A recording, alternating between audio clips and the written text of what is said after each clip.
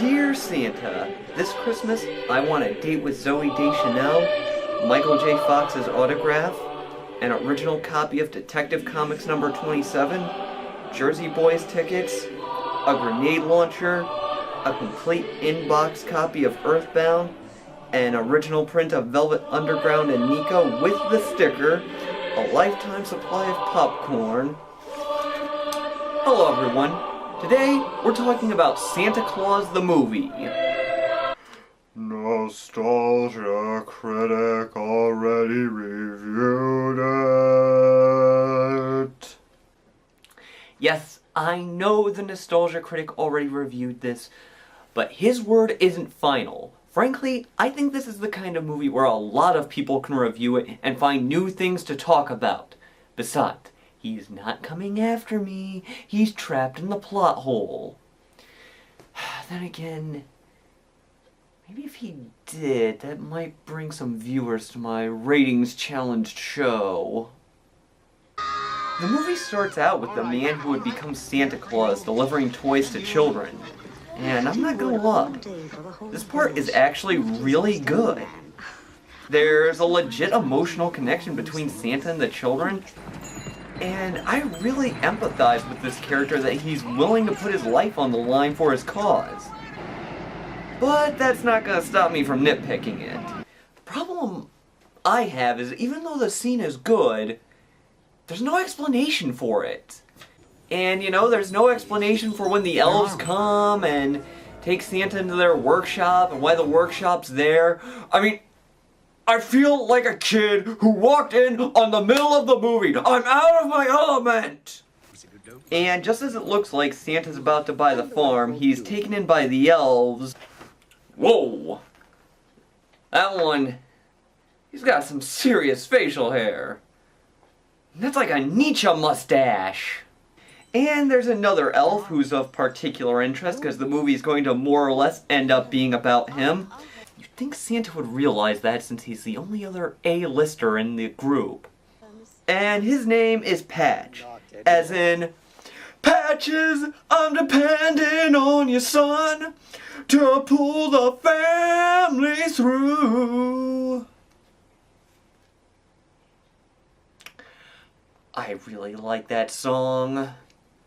The elves do take Santa in and they go through a lot of the motions that you would expect for the origins of Santa, such as how he decides his list and even how he picks his costume. Maybe it's the massive bulk of it. I never did an extra large before. Santa, turn to the left. Santa, turn to the right. Okay, that's the last of the singing for this review. Green's just not his colour. What about, Brown. Red. yes. Red, perfect. Actually, there are multiple stories as to why Santa wears red. Early stories of the true St. Nicholas indicate that he was inspired to wear red after a visit from Squire Kenson, the richest man in town. And according to legend, it was too large, so he gained weight until it fit him. As for modern depictions of Santa Claus, early cartoons did depict Santa in a variety of colors, including green and purple. In fact, these early Santa merchandise in the multiple colors are actually worth quite some money nowadays. And while there is some truth to the story that the Coca-Cola Company helped popularize Santa Claus as wearing red, German cartoonist Thomas Nast was one of the first to depict Santa Claus in red. And now you know the rest of the backstory. And on the night before Santa Claus's first journey, they get a visit from the head elf, who, I have to say, has some pretty wicked facial hair. I mean, seriously, Billy Gibbons, eat your heart out. Prophecy has come to pass that there would come to us a chosen one. And Burgess Meredith is gonna help Santa Claus eat. Wait a minute. The Nostalgia Cricket already did that joke. But I know what he didn't do. You'll never catch me, Santa Claus.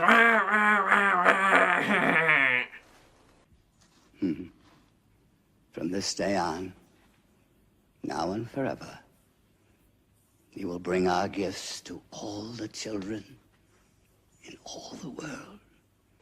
Oh yeah, now you tell me. And henceforth, you will be called Santa Claus. You know, these last couple of scenes have been surprisingly good. Surely this movie can throw something at me that I can make fun of.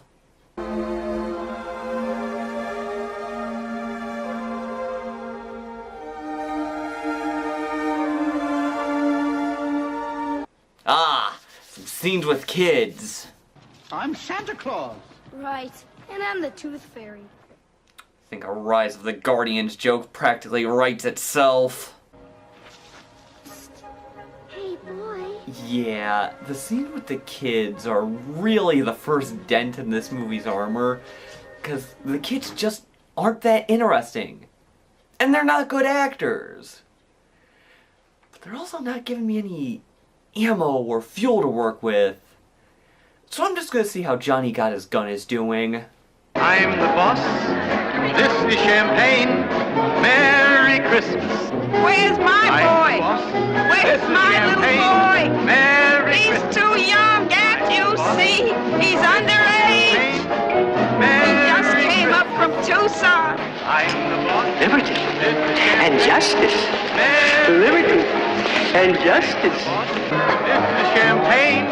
Merry Christmas. You're not my boy. This is champagne. Where's my boy? Merry Christmas. Green. Where's my little boy? Okay, let's get back to something I actually know how to describe. Anyhow, the plot makes one of its many trips off course during a segment where Patch decides to take over Santa's operations. I'm talking modern methods of production here. I'm talking assembly line. I'm talking way for the future. Way of the future. The way of the future. Despite his big ideas, Patch overworks the machines and the toys fall apart because of it. And because the toys fall apart, the kids get beaten up because they know Santa Claus? Is there a scene missing?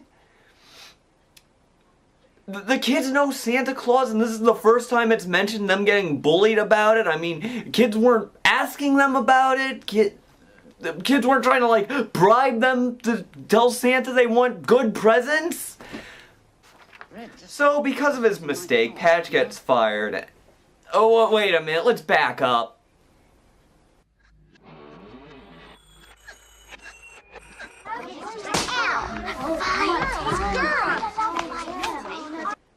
The kids get bullied and that's that? We don't even see the kids for a while. And there's no public outcry or anything like that? Focus, movie. Focus! And as if the origins of Santa Claus, his friendship with two children, the children's individual problems, Patch's attempts to revolutionize the way toys are made, the fact that people are blaming Santa Claus for the broken toys weren't enough plots for you, we're introduced to an evil toy maker named BZ. Well, Senator, I've always known that cigarette smoking could be hazardous to your health. The temptation is to lambaste John Lithgow for his over-the-top acting, but I'm not gonna do that. Why? Because I think John Lithgow is an amazing actor. My brother once called him one of the few actors that makes him think acting is hard. And can you blame him? He puts so much energy and so much passion into each performance. Even in this movie, he takes a relatively cookie-cutter villain and infuses him with so much hammy goodness that he becomes a truly entertaining character. And while some people might say he overacts, frankly, I'd rather watch someone who overacts than someone who underacts. You don't have any parents, so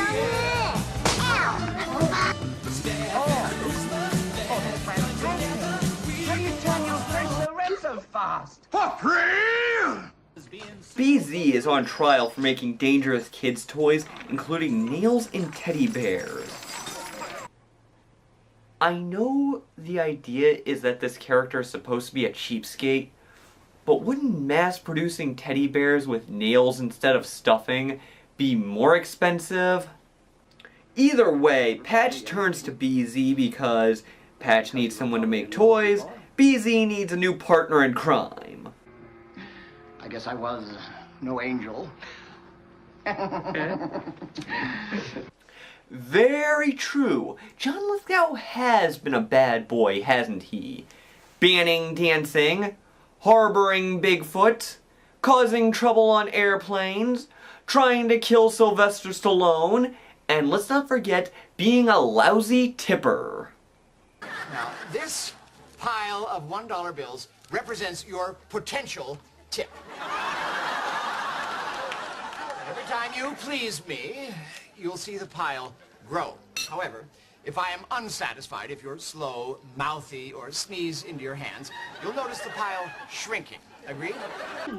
Oh yeah, and we also find out that the rich girl is related to BZ.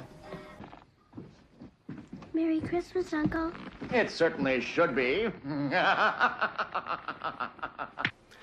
I will give them a point for the awesome character intro, but I must also deduct a point for the fact that this scene doesn't go anywhere for a while. Despite BZ's initial resistance to giving the toys away for free, he eventually warms up to the idea as he believes it would be a good business move, and even cooks up an idea for a new holiday. And we'll call it Christmas 2! And here's my beef with the Christmas 2 thing. They don't really go anywhere with it, do they? What could have been a really clever spoof of how commercialism affects holidays kinda just ends up being a throwaway line. BZ and Patch decide to use the flying stuff to actually give Santa a run for his money, but not all is well in the state of Denmark.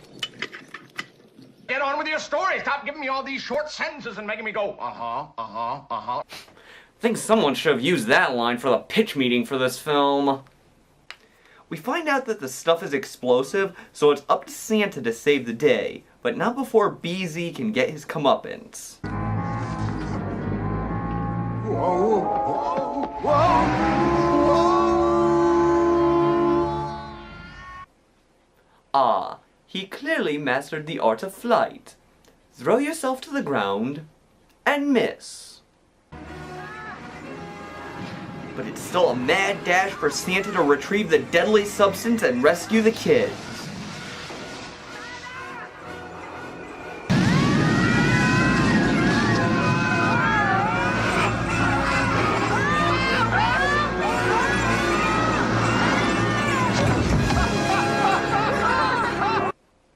Yeah, when you have to rescue the lives of 2 children, that's when you should practice something you've never successfully pulled off before.